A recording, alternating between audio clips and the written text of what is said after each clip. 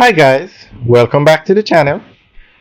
So today we're going to talk about special economic zones. And the government has announced that they are going to be expanding or increasing the number of special economic zones that they have in Jamaica. So we're going to go through an article that gives more information on what they plan to do. Now a lot of people might ask, what is a special economic zone? Well, special economic zones are designated geographical areas within a country where businesses and trade laws differ from the rest of the nation. These zones are established to attract foreign and domestic investments by offering incentives such as tax breaks, reduced tariffs, and streamlined regulations.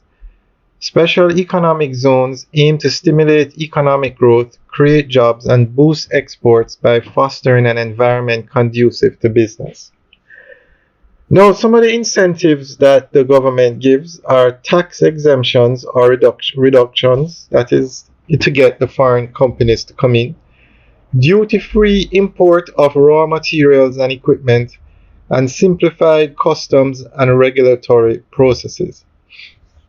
And the government usually puts in high-quality infrastructure such as roads, utilities, and logistics facilities. They usually put them in close proximity to ports, airports, or major markets for ease of trade. So Jamaica is trying to increase. In recent years, Jamaica has focused on increasing the number and scope of special economic zones to enhance economic growth, attract foreign investments, and boost exports.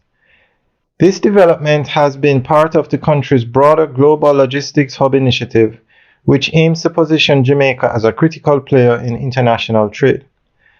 Under the current leadership of Chief Executive Officer Kelly Dawn Hamilton, the Jamaica Special Economic Zone Authority, which plays a pivotal role in the special economic zone development, regulation, and management, remains resolute in its mission to establish the island as a hub for world-class facilities and services.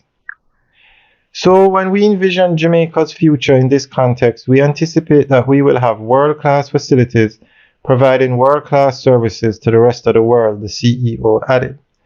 Since the replacement of the Free Zone Act with the Special Economic Zones Act in 2016, there has been a steady rise in the number of approved special economic zones across Jamaica, resulting in a current total of 198 locations.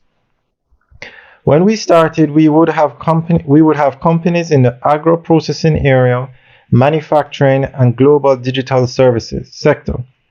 We're happy to report now that we have companies such as those involved in ship repairs that are helping to get us into new sectors of development and new growth areas, Mrs. Hamilton informed.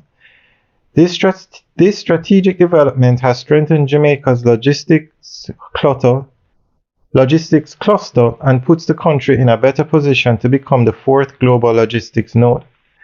Recognizing the importance of workforce development, Mrs. Hamilton pointed out that the JSEZA has partnered with key institutions like Hard Trust, NTA, and the Caribbean Maritime University to build a talent pipeline aligned with emerging opportunities.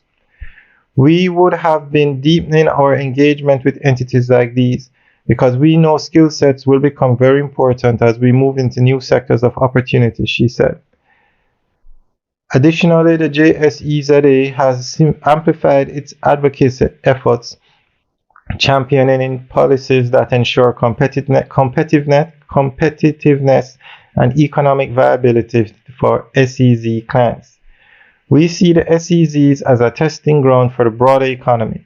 If a solution works within the SEZ, we are confident it can benefit the wider economy, Mrs. Hamilton stated. Our role as advocates is critical to fostering a business-friendly environment in collaboration with the Ministry of Industry, Investment and Commerce, she pointed out. Alright guys, so that's the end of the update article. Let us know what you think about more special economic zones being set up in Jamaica. Alright guys, have a good day.